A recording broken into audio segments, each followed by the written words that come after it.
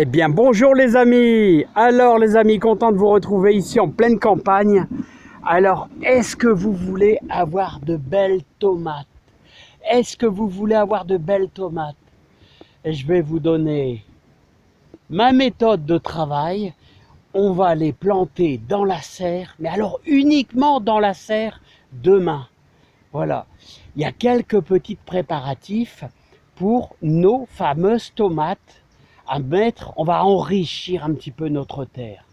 Allez, c'est parti. Regardez un petit peu le beau coin qui m'entoure ici. On est dans un superbe pré.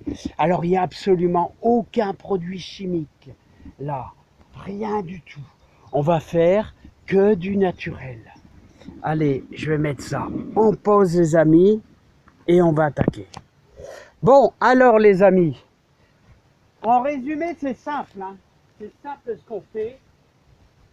Eh bien sûr, on va utiliser la technique que font beaucoup d'anciens jardiniers. Alors, la technique que font d'anciens jardiniers, c'est simple. Regardez en ce moment, ce qu'on a. On a tous des bons produits. Enfin, c'est pas des produits, on a des choses naturelles, vraiment naturelles, qu'on trouve autour de nous. Enfin, tous ceux qui ont la chance de pouvoir aller en campagne chercher un petit peu de bons vieux orties là, hein. Les orties, alors en ce moment ils sont fantastiques, ils sont très beaux. Il y en a qui montent à plus de 50 cm et je vous garantis qu'ils sont pas mal, hein. Ils piquent bien, hein. Alors vous les arrachez comme ça, et puis bien sûr vous voyez dans chaque trou avec nos tomates, on mettra une demi-coquille d'œuf qui sera riche en calcium. Là, les orties, plein de bonnes choses, des minéraux et surtout de l'azote. Ça nous apportera beaucoup d'azote qui vont permettre à nos tomates à faire de belles feuilles. Et surtout, on pourra aussi préparer, ça c'est pour les semaines qui vont venir, nous faire un purin d'ortie pour pouvoir arroser une fois par mois avec un bon jus qui sera très riche, très nourrissant pour nos tomates, hein. Vous pouvez mettre aussi un petit peu de marc de café dans votre trou quand vous allez planter votre pied de tomate, hein. Mais n'oubliez pas, demain on est le 16 avril, voilà, c'est juste bien pour mettre en serre. Mais il va falloir bien sûr surveiller aussi les gelées, hein. Alors voilà, donc aujourd'hui, ou vous faites ça demain matin, si vous voulez mettre vos pieds de tomates dans la serre, allez vous cueillir de beaux orties, hein. Voilà tout simplement. Alors regardez, moi je fais un gros sac. Alors vous voyez, un gros sac, et je vais cueillir un deuxième gros sac pour le purin d'ortie. Alors un bon gros sac avec une cinquantaine de litres d'eau, là vous voyez un sac poubelle là, de, je sais pas, 50 litres que je vais remplir à ras-bord d'ortie, et on va laisser ça macérer une quinzaine de jours. Mais attention, moi j'ai tendance à le diluer, hein, parce que n'oubliez pas, ça brûle, hein. Et je vais vous faire voir aussi une belle consoude là. Voilà. Alors là c'est aussi riche aussi. Vous allez visiter un petit peu ce pré. Là, alors vous voyez, il y a des magnifiques sols. Regardez, hein. Vous connaissez ces sols?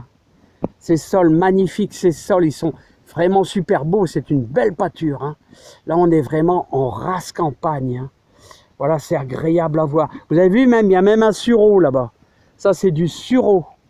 Voilà, regardez, il prépare déjà même ses fleurs. Regardez le sureau. Il prépare déjà ses fleurs. Regardez ça. Voilà comment c'est magnifique. Allez, je vais aller vous faire voir un petit peu la consoude. C'est aussi très très bon pour les tomates. Alors ça, c'est aussi quelque chose à faire bien macérer, hein, et ça apportera des belles choses et des bonnes choses. Voilà. Parce que je la trouve vraiment super en avance, hein. Regardez comment elle est belle là. Bon, je suis peut-être un petit peu en contre-jour, je vais me mettre de l'autre sens, la voici. Regardez avec ces belles fleurs là. Regardez-moi ça comme un... Ça c'est un beau pied. Alors vous voyez, regardez ça. Un beau pied qui fait déjà un bon 30 cm, bien en fleurs. La consoude. Alors un petit conseil, vous pouvez prendre que les feuilles. Vous prenez que les feuilles pour dire que... Regardez la pollinisation, regardez le gros bourdon là. Je ne sais pas si vous le voyez, le gros bourdon. Voilà. Et regardez un autre pied là. Un deuxième pied de consoude. Et ça, c'est une super bonne plante, car très riche, vous savez, en potasse. Et voilà, je vais vous faire voir un petit peu la rivière, là. La petite rivière, là, ici. Regardez comment elle est belle, cette petite rivière. Là, voilà. Voilà, hop, là, on va être en contre-jour, ça sera un petit peu moins beau. Voilà, les amis. Et ben, moi, j'ai quasiment fini. J'ai mon gros sac, alors j'ai 2 sacs même. Et je vais pouvoir faire mon... Je vais pouvoir faire mon purin et aussi demain on va attaquer, on va planter nos tomates dans la serre. On va être le 16 avril, je suis un jour plus tard. Vous voyez, l'année passée j'ai fait une connerie l'année passée. J'ai mis ça début avril. Je ferai plus. Allez, il faut attendre le 15. Parce que regardez, on a encore eu 1 degré ce matin. Gelée légère. Voilà, apparemment les fruitiers ça a tenu, c'est pas encore trop malsain, c'est surtout les -2, -3, ça c'est terrible.